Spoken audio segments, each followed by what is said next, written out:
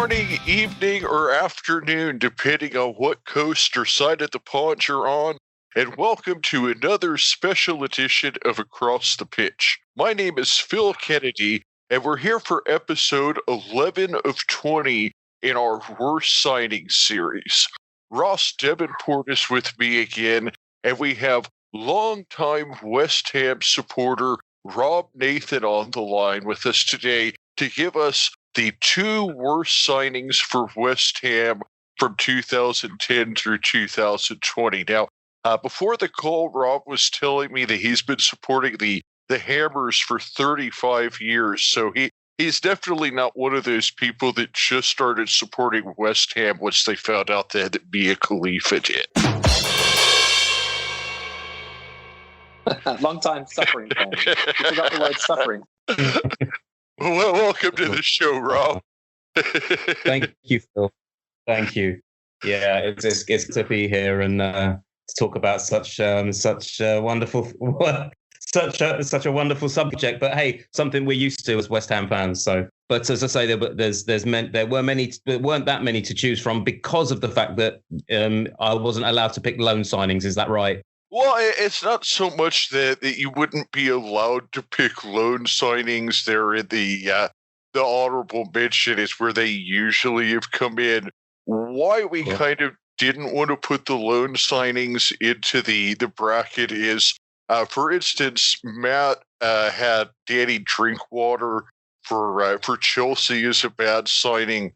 As a loan signing, he could be, Villa or Burnley, and then it just kind of gets confusing where do you slot this guy under? So that's why we decided for the actual bracket picks that those wanted to be actual under contract. But for honorable mention section that we do at the end, definitely loan signings. We even had a guy say just the entire 2017 transfer window is a bad one. So, we have a little fun, but for the bracket purposes, it has to be, yes, the actual team that they're signed with.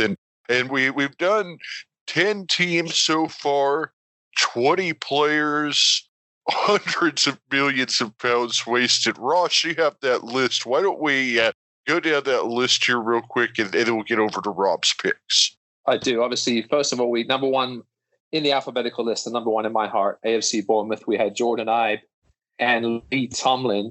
For Manchester City, we had Wilfred Bonny and Eliaquim Mangala. Burnley, we had Lukas Jutkovic, or Jutkovic, however you want to pronounce that thing. He's terrible, however you pronounce it. And Ben Gibson. Man United, we had Angel Di Maria and Bebe. Spurs, we had Roberto Soldado and Vincent Janssen. Everton, Sandro Ramirez, one of my fantasy nemesis, and Omar Nias. Aston Villa, we had Carlos Sanchez, who Robert will be familiar with from his West Ham days, perhaps. And Jolyon Lescott.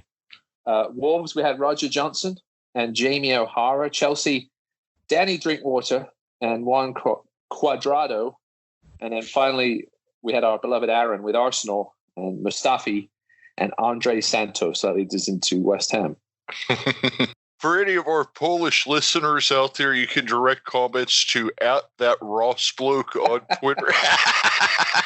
I'll expect them to come flooding in, Phil, obviously. Yeah.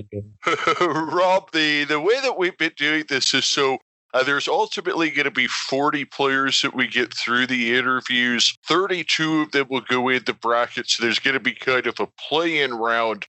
But you have one player that you get to go straight through to the first round proper. That's going to be your number one worst signing, the first guy you thought of when Ross asked you this question. Who is your straight through to the first round proper worst signing, Rob? That will be Modibo Maiga. All right. And what was it that made you make that pick? Is it just cost? Was it level of play? All of the above? Give us a little detail on why he was the worst. Yeah, he came to West Ham on an undisclosed fee from Sochaux, which was a French side. I don't know if anyone's heard of Sochaux. It's it's one I've not heard of. As a precipice of a Champions League club, I've never heard of them. But he initially said that he was a little bit of a troublesome player. He initially told his club that he didn't want to play for them anymore and that he wanted to sign for Newcastle. Well, that didn't go through. And he ended up failing a medical, and then apparently he passed a medical with West Ham. So for some reason, he found himself on the streets of East London, and he was taken under Sam Allardyce's administration. He initially scored on his home debut in the League Cup, which, against any team, you'd say, OK, that's a good start. That's something for the future. That happened with Diafra Sakho. So he scored in his League Cup debut and home debut against Crewe. And, second division, poorer opposition. But you're thinking, OK, he might this might go on a run now. But he didn't score his initial first league goal with us until October. He had been visible in the side from August, but it took him until October to score his first league goal. And it carried on. He then scored a very good goal against Chelsea in a 3-1 win. I believe another scorer of that in that game was, oh my goodness, the name escapes me now. I'll come back to that one. He was another very talented player. He actually hammered in this goal for the 3-1 win. We were 2-1 up, and he smashed in this goal against Chelsea. Very good side at the time, 3-1. And you're thinking, okay, this kid's got something. We basically looked at him as a good prospect, 23, 24 years old, good young up and coming player. But then it all kind of went south with him. He started to become very inconsistent. There were a lot of criticisms against his play. Sam Allardyce would defend him on many occasions, sort of making his work rate a very big positive, but basically what happened was he never popped up again until the League Cup in 2013, where he scored a header. He rose above the Tottenham defence and we were 1-1, and he scored at White Hart Lane against Spurs in the Cup to make it 2-1. And we're thinking again, okay, maybe this guy has got something. He's put us through against Spurs in the Cup. This guy could be a Hammers hero. But unfortunately, he would go AWOL on many, many occasions. The two goals that he scored, the Chelsea goal and the Tottenham goal, were really the only two, goals that were really spoken about. His return of 4 goals in 34 games, and to hang around for 3 seasons, it was just a terrible disaster. And I believe, the only reason he hung around that long were because they were goals against Chelsea and Tottenham. It's a bit like someone living off a reputation of a number one song, and the rest of the album's crap. He had 2 high profile goals, but that was really pretty much it in 3 seasons. And we loaned him out to, I believe, Metz. He had the opportunities against a Romanian side, I believe, Astra Giurgiu. Again, he came on for all of those qualifying games in the Europa League against poorer opposition, didn't score. He just withered away and died. And his last goal for us was against Ross's team, Bournemouth, in a 3-4 defeat, where Bournemouth had basically said, "Hey, hang on, lads, we're 4-2 up. We can all have a cup of tea here." And he scored, a consolation goal, which was his last. What I'm hearing here is that basically he had 1 goal against Spurs, 1 goal against Chelsea, and then scored against 2 League Two teams. Yeah. Yeah. That is undisclosed fee. That always means it was so much they don't even want to tell you. So that says something too. That's right. I mean, as I say, he signed on in 2012. He was a young player, for 25 years old, returns in, if you look at his stats, You see this team he played for, Sochaux, a French team, 59 appearances, 24 goals. You're thinking, okay, he knows how to bang them in. But then, you get to the league, another Premier League. He's caught somebody's eye. 34 appearances over 3 seasons, 4 goals, in and out of the squad, inconsistent, lazy, non-eventful. It just, after that, he went to QPR and scored, I believe, 1 goal in 8 games. Went back to Metz, did a bit better. And then I believe he signed for a lot of the Middle Eastern clubs where, the competition is lower. And I believe he bagged a few more. But he was very, very, he was incredibly exposed, in the Premier League, and came with a lot of hoo-ha. But in the end, I think was an absolute appalling signing. And as I say, I have respect for every player that plays the game in a professional, in a professional manner. Even if I was the same age as them, they are faster than me, they're stronger than me, they're more athletic than me. I have every respect for people that do what they do, do this kind of profession. However, he was labelled as a disaster, and he's still laughed about on Instagram, and you see a lot of memes still on the West Ham forums about Modibo and his contribution to West Ham in those 3 golden seasons. or lack of contribution. Yeah, it seems yes, I was. Yes. We've had a bunch of these sort of guys that come over from these middling French teams that sort of go between Ligue 1 and Ligue 2, come over. Somebody seems to, they must have very good agents in France, because this is not the first time we've had a guy that's come over and then struggled in the Premier League and then basically completely vanished. I think a lot of these agents, they severely try their luck. Sometimes it works out, and sometimes it doesn't. I mean, with Diafra Sakho, came from Metz, I believe. So he came in and he started scoring, and he was a natural scorer for us. He scored eight times in his first 8 games, I believe. It was some sort of record he was going for. And although he became difficult and moody, and he was a good goal scorer for us. And I think Maïga was just a similar, they thought, hang on, he could do it, but I think he came slightly before Diafra. But I believe it's pot luck with a lot of these players from these French leagues, like you say, Ross. And unfortunately, poor. Yeah, when you had the success with Payet, and he, obviously not the first one or the last one to have sort of attitude problems. It seems like West Ham have had a few of those. Is there any particular reason you think they've tended to struggle at West Ham? We've obviously had the manager merry-go-round a bit. I think West Ham have got into that culture where they, where they like rogue players and they feel that they can turn them around.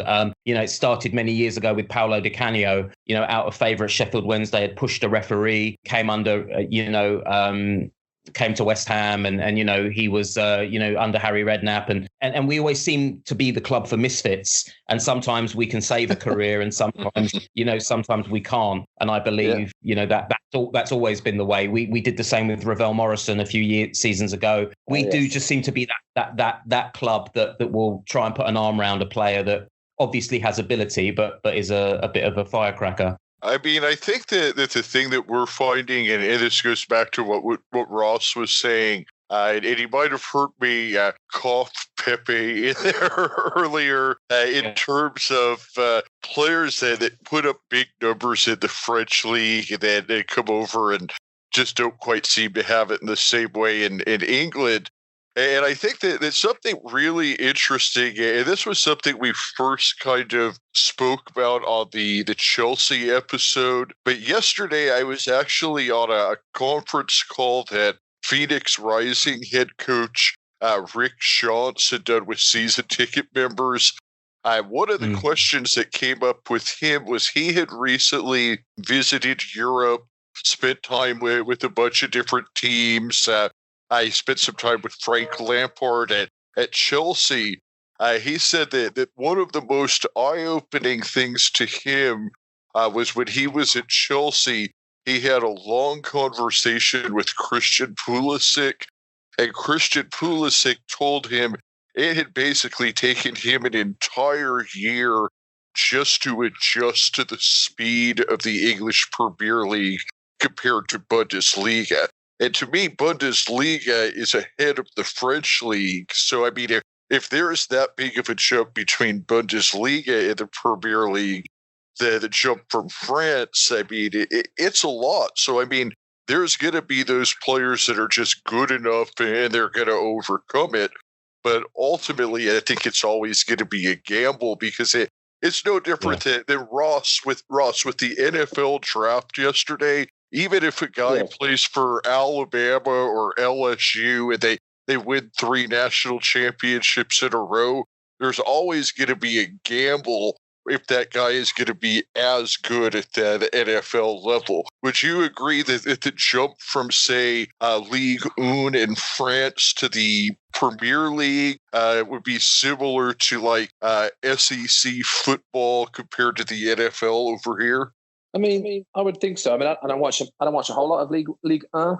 But just going through, seeing that there's been some successes that have come over, but they seem to have come over earlier and have been signed by the bigger clubs. It's sort of these fringe guys that come from these, again, League 1, League 2 sides that go back and forth that the teams like West Ham or even Everton might take a shot with. Bournemouth, I can't think of any Frenchmen we've really done that got signed the last few years. But yeah, the good French players always end up being snapped up by the top 6. It's the ones that sort of escape their grasp that the West Hams of the world take a shot at that seem to fail more often than not. I think that we don't have very many arguments here on the first selection, and it tends to go that way. Now, your second guy, this is usually for most people, they've said that the second choice has been hard to kind of narrow that down. Did you find it that way, or was there another guy that was just like a 1A and a 1B for you? No, this was a difficult selection because some people may argue with it. I did have other considerations. As I said, there are so many West Ham players that have been brought in on loan. Every time I looked at one, it was a loan signing. So it was actually quite difficult to take 2 or 3 guys that were actually full-on signings that I thought were poor and make a decision, because I say all the very, very poor guys have been loan signings. But this one I believe is justified. I believe he's fully justified in terms of the fee and with sort of the plaudits he came with. All right. So who is your second choice that you decided on? Okay, the second choice we have for the West Ham player is Enner Valencia. He came to West Ham from a team called Pachuca, where he had been very successful. He set the West Ham heads buzzing because he scored a very good goal just before he signed for us against England in a friendly in 2014. He rose above 2 England defenders and put an excellent goal in with his head in a friendly game that they ended up winning 1-0, I believe. That was Ecuador. Ecuador, his national team. I believe Sam Allardyce's ears must have pricked up and he's gone, oh, he looks good. He scored against England. So somebody got their checkbook out. Now, it was only England. This is the problem. So somebody got their checkbook out. He's come from Pachuca. Who knows a lot about them? Nobody really knew a lot about them. All we knew was what we could go on YouTube and looking at the stats. 18 goals in 23 appearances. He had not been there very long. But again, signed on, 24 years old, doing well at international level, looks good with his, very quick, good with his head, looked excellent, came in to West Ham and he scored quite on his full league debut. He scored again, had a very similar start to Modibo Maiga, came in on his full league debut, scored from 75 feet, and for you American guys, a shot at 98 kilometers per hour. A shot at 98 kilometers per hour from 75 feet away. Absolute. I mean, the plaudits were going crazy. They were saying this is one of the most sublime goals you'll see, hit with such pace, such accuracy. It was dipping. The keeper couldn't, no chance. And after that wonderful start from Enner Valencia, I believe he only netted again 2 more goals that season, in a season where he featured many, many times. He would often be wayward. Now, I don't know if he was a victim of Sam Allardyce's tactics. It's very possible. The long ball game, we were, he had a strike partner. Sometimes he'd be out on the wing. He was known as a winger who could score a lot of goals. He would be partnered with Diafra Sakho. When they were both together, it looked good. But what was happening was Carroll was starting. Andy Carroll was starting over Valencia on many occasions. And Allardyce favoured the Carroll Sakho partnership. But Valencia and Sakho looked good together. So he may well have been a victim of the formation and the strategic planning of Allardyce. But he only did score twice more that season after the wonder strike against Hull. When I think back to Enner Valencia, there's only one other time I can tell you that he had a good game, and unfortunately that was against Ross's team, Bournemouth, where he hit a Dimitri Payet-like free kick against Bournemouth. It was a fantastic goal. But he struck before that against Bournemouth in the same game. So he scored a brace against Bournemouth. They were 1-0 up for quite a long time in that game. And Valencia hit a brace and made it, and contributed to a 3-1 victory in the end. Goals from Payet and 2 from Valencia sealed that win. Now, that was the only other time I remember Valencia having a genuinely excellent game. He would, again, be incredibly disappointing in many, many games where a lot of West Ham fans were looking forward to seeing him capitalise on a good game. He thought, well, after that Bournemouth game, he'd have the confidence there to go on and do something. But really, if you look at it, that was it. He did get badly injured. I will put that out there. When he came back and scored those goals against Bournemouth, he had been out for 12 weeks, and he had those goals against Bournemouth, and that was it. He'd scored a handful of times in the first season.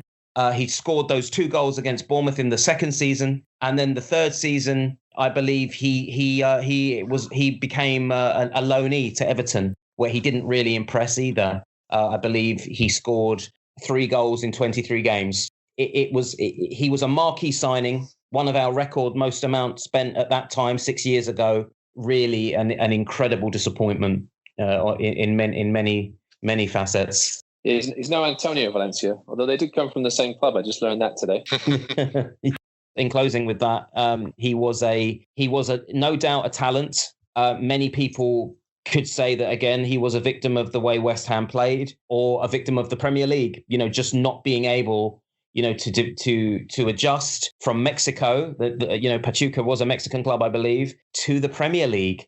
One international goal against England doesn't justify looking at somebody and going, okay, they've got what it takes, to play this fast-paced physical football. He undoubtedly had talent, but when compared to his fee, the amount of games he's played, you have to, a lot of West Ham fans will probably say, like myself, he was an incredibly disappointing permanent signing. One of the worst for me in modern years.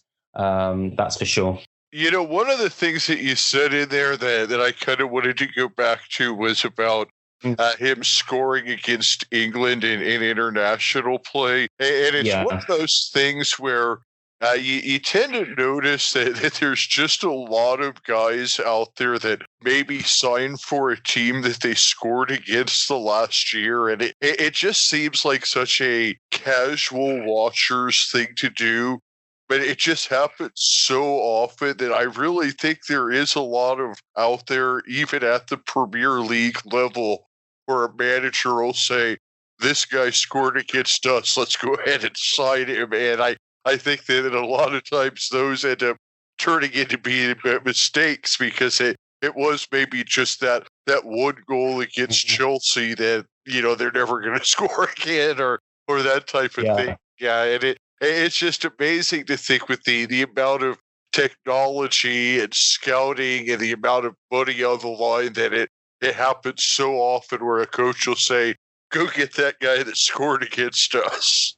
Yeah, absolutely. And again, I believe West Ham are a gamble club. They look at players. The scouting is not good. It says everything when Valencia admitted that he knew nothing about West Ham before coming. Only the hooligan films that he'd seen, Green Street. That's all he knew about West Ham. He's actually been a good scorer for Ecuador, though. He's put 31 goals in 54 games for Ecuador. So you have to, as you said, Rob, You have to wonder whether the system at West Ham was just something he could never sort of get used to. Which is why, as I say, he was a terrible signing for us, which doesn't make him a terrible player, but a terrible signing for us. Where was he? What were they looking to do with the guy? What system did they want to play him in? Putting him in a team with Andy Carroll, Sam Allardyce, long football, it didn't work, and he became unfortunately surplus to requirements. It just didn't work, and it just has to be seen as a diabolical signing for those reasons. I think he if he was 24 years old now in the West Ham team that we have, I think he'd have excelled. So this is more about him slotting into a team that was just completely not for him. Yeah, I think that a lot of it does come down to fit, because we've had a lot of guys that have made this show and then, for instance, went on to be successful in Serie A, for example. And I think we've seen that a lot, haven't we, Ross? Oh, no, for sure. Yeah, no, definitely. Trying to plug square players into round holes doesn't work.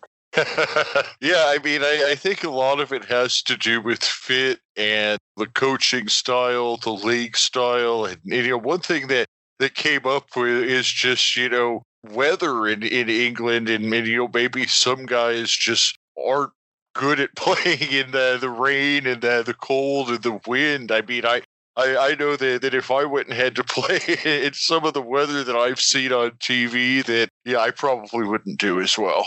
Well, the fact he went back to Mexico, after he was done with his time in England, that tells you what you really need to know. Exactly. Regarding that, anyway. All right. Well, you said you had some honorable mentions, Rob, in terms of some loan players and things like that. Yeah. So who are some of your honorable mentions that you had? Well, my first honourable mention has to be the enigma that is Simone Zaza for West Ham, who was signed as a loanee with a permanent deal if he was to do well. So, he was. It was very, very exciting when Zaza became a West Ham player, albeit loanee, because he had scored excellent goal against West Ham for his club Juventus in a friendly just before the season started. He beat the offside trap. He raced into the penalty area, and he put a brilliant finish past our keeper and made it 3-2. And I was like, wow, this guy's he knows where the net is. And then he was announced that he would indeed sign for West Ham for a €5 million loan fee, 20 million obligation if we were to keep him. And the guy was absolute pants.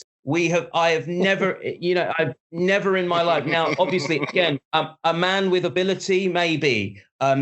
Also, we forget that, again, in Euro 2016, before he signed for us, he missed a diabolical penalty against Germany. He did this stupid little jogging out motion that has been, subject to probably 100,000 memes on football forums. It was awful. He did this horrible little thing with his feet, and he blew it over the bar, and then the West Ham management went, yes, this is the guy. So, from coming in from Juventus, not a bad record, 5 goals in 19 games, played 8 games for West Ham and scored no goals. And if you go on YouTube, you will see the most hilarious miss kick against Manchester United, where he's on the right-hand side of the penalty area and he takes a pop at the goal. And when I say the ball actually ended up parallel to him on the other side of the pitch. It didn't even hit the corner flag. It went out for a throw. It went out for a throw. If you look at this goal, if you look at this attempt on YouTube, the ball goes for a throw in. It doesn't go anywhere near the corner flag, let alone the goal. It summed up his time at West Ham. Absolutely terrible. Tried really, really hard. He ran and he ran. And to give you one other example of how bad he was and how bad the West Ham players knew he was, Dimitri Payet that season against Middlesbrough scored an absolute wonder goal. He took it from the left-hand side of the pitch. He was right by where the throw-in was, and he weaved his way through about 8 Middlesbrough players. Now, as he danced his way into the penalty area, there was Simone Zaza in full space with only the goalkeeper to beat. What does Payet do? He doesn't square it to Zaza. He goes on, beats another 3 or 4 players in the penalty area and slots it away himself, because he knew if he would have given it to that absolute donkey, he would have blown it over the bar. Now, it's a great thing that Payet did this, because he scored one of the best Premier League goals in recent memory. But if he would have squared it to poor Simone, we would not have been talking about a goal. But I'm glad that Payet knew not to square it, because obviously the guy was fully completely lacking in confidence. Well, one thing I need you to explain to our American listeners here is, what does it mean when you say that a player was absolute pants? Pants are underpants. So we're talking pants. Pants in this country is underwear. Not jeans, not your pants like you wear. They're the underwear. So English people say pants, which is, that your briefs, I guess, your briefs. and Phil, I think we need to have an entire episode of just English words we use that the Americans, because we're obviously trying to explain the game to the Americans a little bit. So I think we need to have an episode, so American people, dictionary episode. I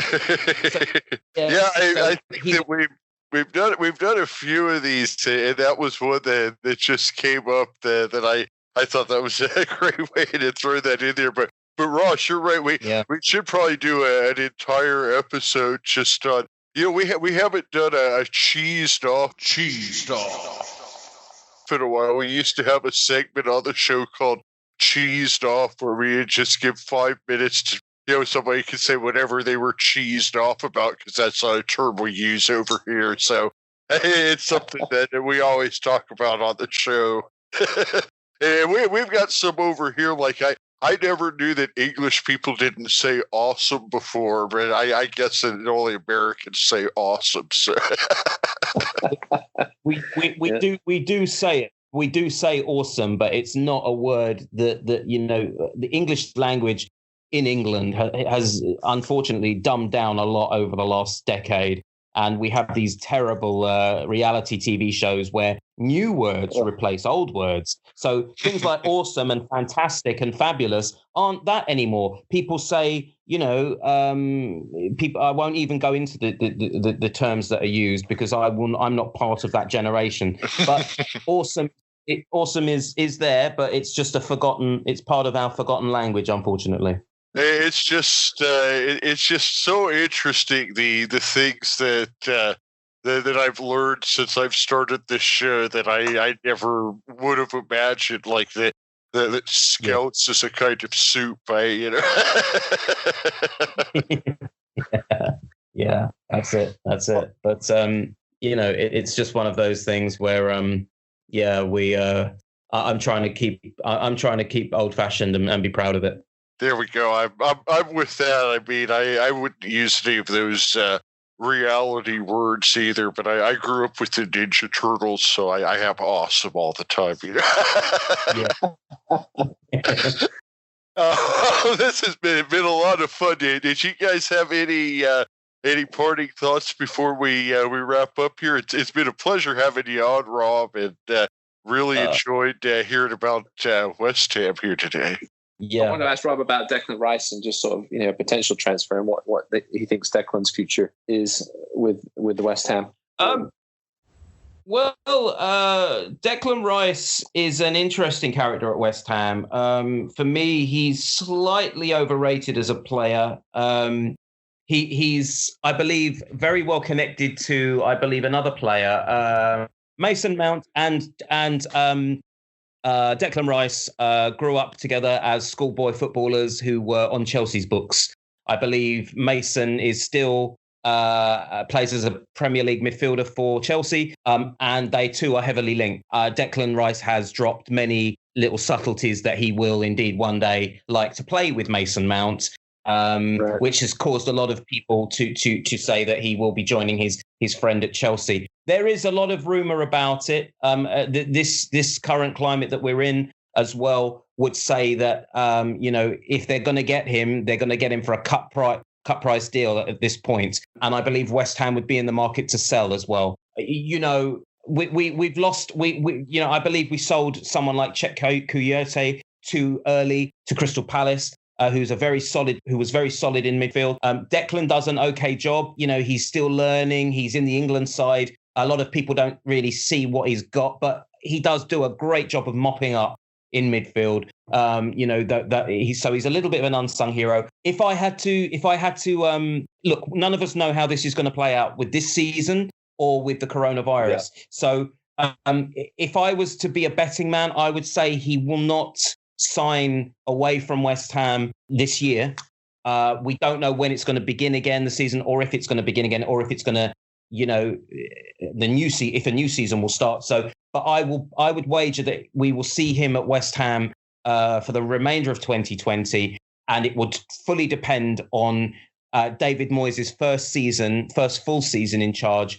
As to where Declan goes, because I think that Moyes needs one summer to sort out his best team and to see if we can push on. I believe he'd be with us for another year at least. I don't see it happening now, but it's inevitable. Like all the other young, excellent players that have come through our system, Frank Lampard, Rio Ferdinand, I believe it will be a matter of time, but I don't believe it will be this year. He's definitely a talent. Yeah, one more year is generally what I've been hearing too. So I think that you're probably on with that.